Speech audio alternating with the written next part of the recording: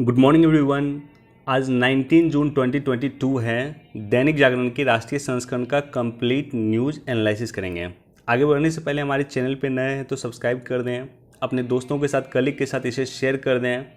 कोई क्वेश्चन पूछना चाहते हैं, कुछ सुझाव देना चाहते हैं, कमेंट सेक्शन में दे सकते हैं और वीडियो को निश्चित तौर पर लाइक कर दें। फर्स्ट पेज पे जो ये न्यूज़ है, ये न्यूज़ अपने आप में इम्पॉर्टेंट न्यूज़ है, चूँकि जिस तरह से देश में आंदोलन हो रहे हैं अग्निवीरों को लेकर के, अग्निपथ योजना के तहत उसको लेकर के कुछ इम्पॉर्टेंट प्रावधान किया गया। देखिए, अग्निपथ योजना जो है उसमें जो मेन प्रोविज़न है कि 25% जो बच्चे होंगे जिसे आगे के लिए प्रोसेस्ड कर दिया जाएगा, यानी वो आर्मी में ही अपनी सेवा दे पाएंगे, और उसके बाद 75% जो बच्चे होंगे उन्हें पद विमुक्त कर दिया जाएगा। तो ये बेसिकली प्रोविज़न था और इसी प्रोविज़न को लेकर के देश भर में आंदोलन चल रहे थे कि 4 साल की सेवा के बाद 25% बच्चों को ही आगे भेजा जाएगा, यानी वो अपनी सेवा आगे दे सकेंगे, बाकी 75% बच्चों को जो है सेवा विमुक्त कर दिया जाएगा। तो ये 75% बच्चे आखिर जाएंगे कहाँ? तो इसके लिए कुछ इम्पॉर्टेंट प्रोविज़न किया गया।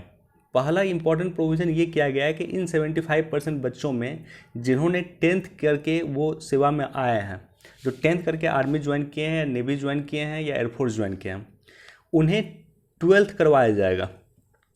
उसके बाद जो 12th करके आए हैं उसे इग्नू में एडमिशन दे करके उनका ग्रेजुएशन करवाया जाएगा। साथ ही साथ 4 साल की सेवा देने के बाद जो वो बाहर निकलेंगे तो एक स्किल्ड वर्क फोर्स होंगे, और स्किल्ड वर्क फोर्स की आवश्यकता हमारे देश में कई जगह पे है।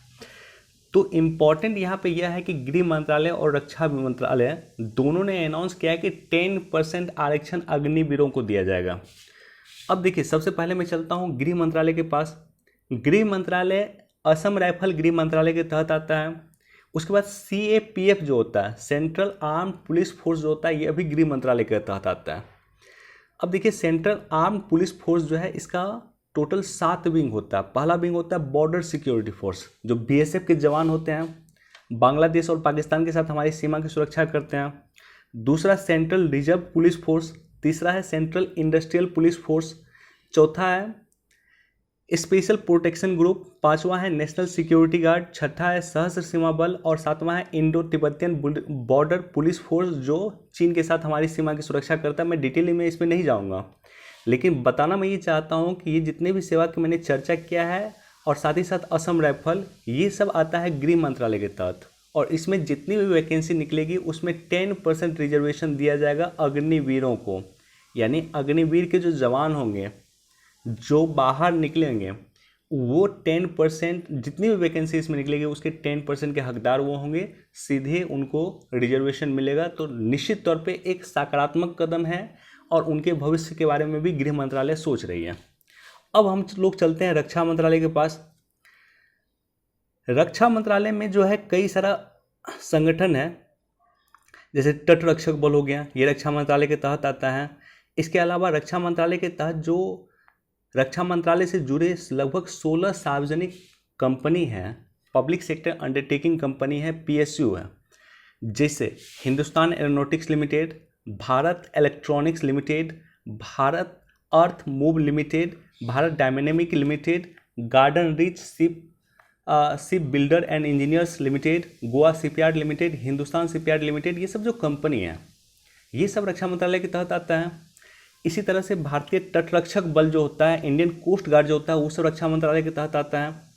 तो ये सारे के सारे ने कहा है। इसके अलावा मर्चेंट नेवी में भी, नेवी में जो हमारे अग्निवीर जाएंगे उन्हें मर्चेंट नेवी में जाने का मौका मिलेगा। और यहाँ पे ये जो जितने भी नाम मैंने लिया, ये 16 PSU public sector undertaking company है, ये सब गवर्नमेंट कंपनी होती हैं। उसके अलावा इंडियन कोस्ट गार्ड, यहाँ पे जो वैकेंसी निकलेगी उसमें भी 10% आरक्षण अग्निवीरों को दिया जाएगा।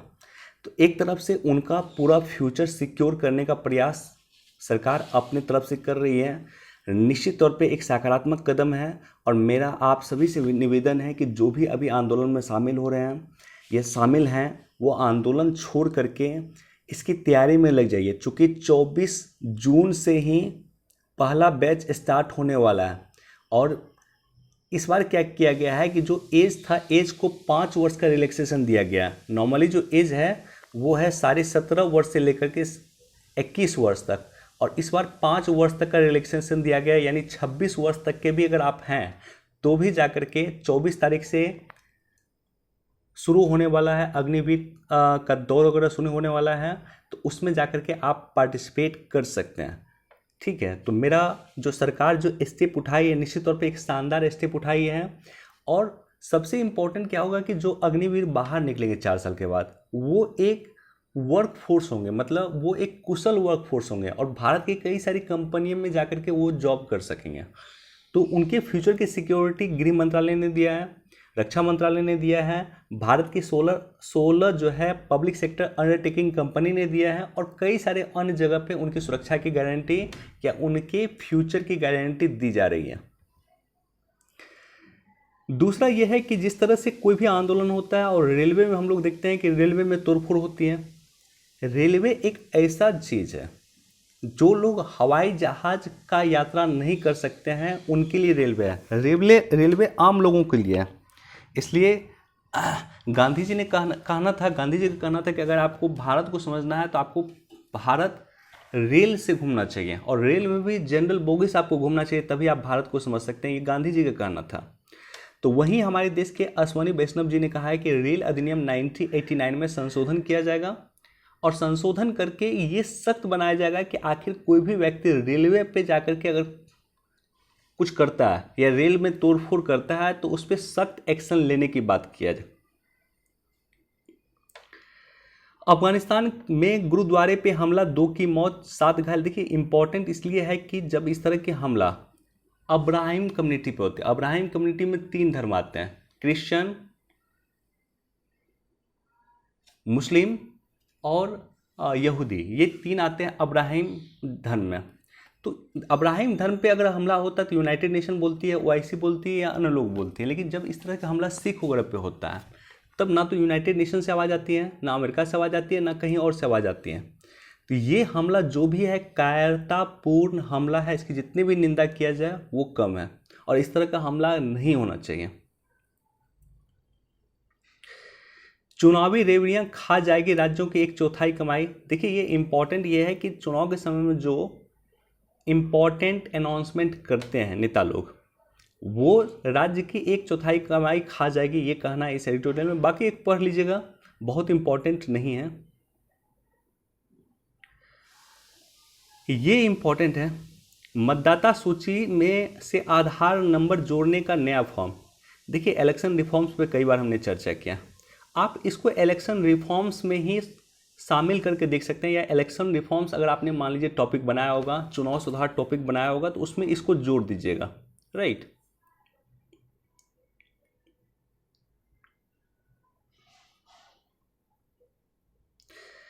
भारत बांग्लादेश के विदेश मंत्रियों की बैठक आज, इंडिया बांग्लादेश रिलेशन पे भी मैंने चर्चा किया लेकिन सेपरेट वीडियो नहीं बनाया है, लेकिन दोनों के बीच में आज बातचीत होने वाली है। तो ये टॉपिक आपके एग्जाम पर्सपेक्टिव से या ऐसे भी इम्पॉर्टेंट हो जाएगा। इंडिया बांग्लादेश रिलेशन क्या है, उसका ऐतिहासिक संबंध क्या है, वर्तमान का संबंध क्या है, और क्या क्या कार्य भारत सरकार बांग्लादेश में कर रही है और क्या क्या किया जाना चाहिए, ये सभी पर्सपेक्टिव पे देखे जाने की आवश्यकता है। भूल जाइए पेगारस, अब नए स्पाईवेयर हर्मिट का प्रयोग कर रही है सरकार। एक नया स्पाईवेयर है। स्पाईवेयर क्या होता है, देखिए स्पाई मतलब होता है जासूस, तो स्पाईवेयर मतलब होता है जासूसी करने वाला सॉफ्टवेयर या जासूसी करने वाला वायरस, उसको स्पाईवेयर कहते हैं। यानी वो आपके मोबाइल में जाकर के आपके मोबाइल की जो इन्फॉर्मेशन है वो मुझे भेजने का काम करेंगे। तो पेगारस जो वायरस था वो कंपनी है एनएसओ कंपनी, जो इजराइल की कंपनी, इसने बनाया है। और हर्मिट स्पाईवेयर जो है ये किसने बनाया यहाँ तो शायद नहीं दिया है, लेकिन इसका प्रयोग अब सरकार कर रही है और सरकार इस तरह का प्रयोग नॉर्मली करती है। यद्यपि पेगारस को लेकर के जो सरकार पे आरोप लगे थे कि सरकार प्रयोग कर रही है, वो अभी तक प्रूफ नहीं हुई। माननीय सर्वोच्च न्यायालय ने न्यायमूर्ति RV रविंद्रन समिति बनाई थी और समिति के पास कोई नहीं गया था, राइट। यानी कोई व्यक्ति ये नहीं करने के लिए गया था कि मेरे मोबाइल में पेगारस के मामले द्वारा सरकार जासूसी मुझ पर कर रही है, ये कोई कहने के लिए नहीं गया था, ये कोई आरोप लगाने के लिए कमेटी के पास नहीं गया था। कमेटी ने कहा था कि जिन जिन पे ये आरोप है, ये जो जिन जिन व्यक्ति को ये लगता है कि उनके मोबाइल की सरकार मॉनिटरिंग कर रही है या सरकार उनके मोबाइल में पेगारस के द्वारा सूचनाएं को चुरा रही है, वो हमारे पास आइए और हमें प्रूफ दीजिए। एक भी व्यक्ति उसके पास प्रूफ देने के लिए नहीं गया था।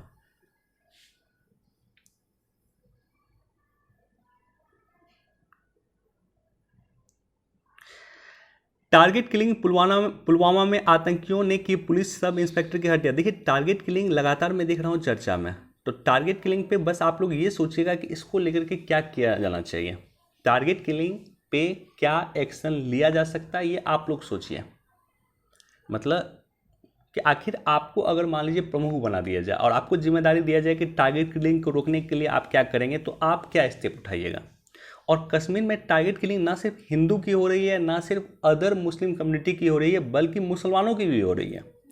खास करके वहाँ पे जो जम्मू कश्मीर के हमारे वीर पुलिस हैं, पुलिस के लोग हैं, उसको भी शहीद करने का प्रयास कर रहा है। ये व्यक्ति तो फारूक अहमद जी हैं, मुस्लिम हैं, लेकिन जम्मू कश्मीर पुलिस में वो सेवा दे रहे थे, भारत सरकार के लिए कार्य कर रहे थे, जम्मू कश्मीर के लिए कार्य कर रहे थे। तो वैसे लोग जो जम्मू कश्मीर में या कश्मीर में शांति का समर्थन करते हैं, उनको भी ये आतंकवादी अपना दुश्मन मानता है।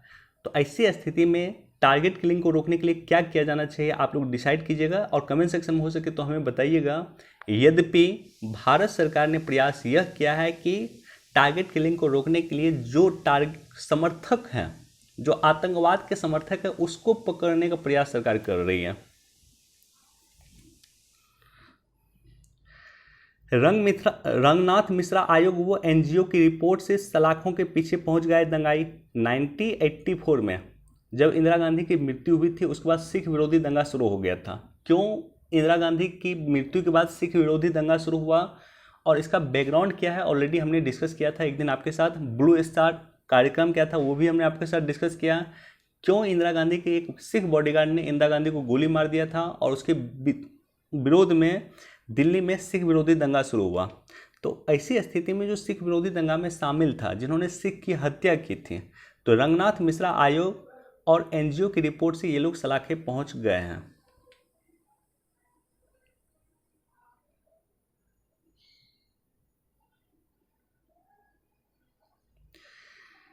दोस्तों एक बार पढ़ लीजिएगा इसको भी।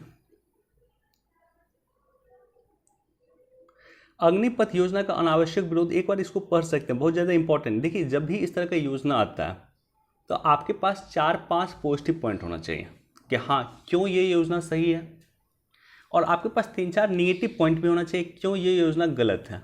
उसके बाद एक अपना कंक्लूजन आप ड्रॉ कीजिए और कोशिश कीजिए, चूँकि आप कमीशन के अगर एग्जाम दे रहे हैं तो कोशिश कीजिए कि आपका कंक्लूजन जो है सकारात्मक संदर्भ में हो और सरकार को एक कंस्ट्रक्टिव आप सुझाव दे सकें, इसका भी प्रयास कीजिए।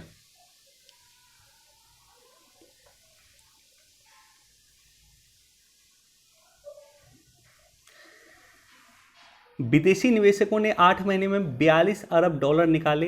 एक भारत के लिए अच्छा कदम तो इसको नहीं कहिएगा कि जितने भी विदेशी निवेशक हैं एफपीआई के तहत, फॉरेन पोर्टफोलियो इन्वेस्टमेंट, देखिए एक होता है एफडीआई फॉरेन डायरेक्ट इन्वेस्टमेंट, एक होता है एफपीआई फॉरेन पोर्टफोलियो इन्वेस्टमेंट। दोनों बेसिक चीज़ें हैं, इसको आपको पता होना चाहिए एफडीआई क्या होता है और एफपीआई क्या होता है। एफडीआई क्या होता है कि जब कोई विदेशी निवेशक भारत में आकर के भारत की कंपनी में निवेश करता है तो उसे एफडीआई कहते हैं। एफडीआई में अगर आप पैसा कहीं लगाए हैं तो इसलिए जल्दी वहाँ से आप एग्जिट नहीं कर सकते हैं। मान लीजिए किसी कंपनी में जाकर के पूंजीगत निवेश आपने किया है या शेयर परचेज किया कंपनी में जाकर के, या कंपनी में जाकर के एक हिस्सेदारी लिया है आपने, तो वैसी कंडीशन में जल्दी आप वहाँ से विड्रॉल नहीं कर सकते हैं। एफपीआई क्या होता है कि एक तरह से कंपनी का शेयर परचेज करना। आप यहाँ पे भारत में बैठ करके विश्व में कहीं की भी किसी भी कंपनी का शेयर परचेज कर सकते हैं, तो उसको एफपीआई इन्वेस्टमेंट कहा जाता है। तो 42 अरब डॉलर एक अच्छा खासा अमाउंट होता है, यानी 3.26 लाख करोड़ 8 महीने में विदेशी निवेशक ने भारत से निकाले हैं। भारत के इकॉनमी के लिए एक अच्छा संकेत इसको नहीं कहा जा सकता कहीं से भी। भारत और यूरोपीय यूनियन में मुक्त व्यापार समझौते से रोजगार परक सेक्टर को मिलेगा लाभ। 2013 के बाद आई थिंक 2013 में फ्री ट्रेड एग्रीमेंट को लेकर के दोनों के बीच में वार्ता शुरू हुई थी, उसके बाद ये वार्ता बंद हो गया था। एक बार फिर से भारत और यूरोपीय यूनियन के बीच में फ्री ट्रेड एग्रीमेंट को लेकर के बातचीत चल रही है। इसके अलावा आप देखिए कि भारत और ब्रिटेन के बीच में फ्री ट्रेड एग्रीमेंट को लेकर बातचीत चल रही है। ऑस्ट्रेलिया के साथ हमारा फ्री ट्रेड एग्रीमेंट हो चुका है और यूएई के साथ भी हमारा फ्री ट्रेड एग्रीमेंट हो चुका है। दिसंबर में 20 से 25 शहरों में उपलब्ध होगी 5G सेवा। एक अच्छा कदम इसको भी आप लोग कह सकते हैं। अगस्त सितंबर में ट्रायल होगा और दिसंबर में 20 से 25 शहरों में 5G सेवा शुरू होगी।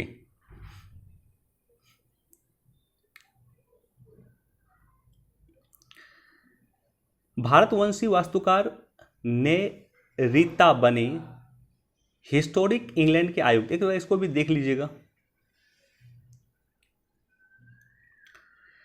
आर्थिक संकट से उबरने में श्रीलंका की मदद करेगी अंतर्राष्ट्रीय मुद्रा कोष की टीम। अंतर्राष्ट्रीय मुद्रा कोष ऐसी स्थिति में जब बैलेंस ऑफ पेमेंट की क्राइसिस होती है तो वैसी कंडीशन में लोन देने का काम करती है। बीओपी क्राइसिस में भारत भी 1990 के दशक में बीओपी क्राइसिस झेल चुका है, बैलेंस ऑफ पेमेंट की क्राइसिस झेल चुका है, ट्रेड डेफिसिट की क्राइसिस झेल चुका है। तो ऐसी स्थिति में अंतर्राष्ट्रीय मुद्रा कोष लोन देने का काम करती है और 4 से 5 बिलियन डॉलर की लोन की डिमांड श्रीलंका कर रहा है अंतर्राष्ट्रीय मुद्रा कोष से। बाकी देखिए ये ब्रिज चर्चा में है, पद्मा ब्रिज। ये पद्मा ब्रिज BRI परियोजना का हिस्सा नहीं है। बॉर्डर एंड रोड इनिशिएटिव परियोजना जो चीन की परियोजना है उसका हिस्सा नहीं है, ये कहना है बांग्लादेश सरकार का। तो डायरेक्टली क्वेश्चन पूछा जा सकता है कि पद्मा ब्रिज जो चर्चा में थी वो किस देश में है, तो वो है बांग्लादेश में। कोविड और जलवायु संकट के कारण बढ़ी लैंगिक असमानता, एक बार इसको भी पढ़ लीजिएगा। अब देखिए यहाँ पे एक इंपॉर्टेंट इंफॉर्मेशन है कि भारत में पहली बार शतरंज ओलंपियाड का आयोजन 28 जुलाई से 10 अगस्त तक चेन्नई के महाबलीपुरम में होगा। तो पहली बार शतरंज ओलंपियाड का आयोजन भारत में हो रहा है।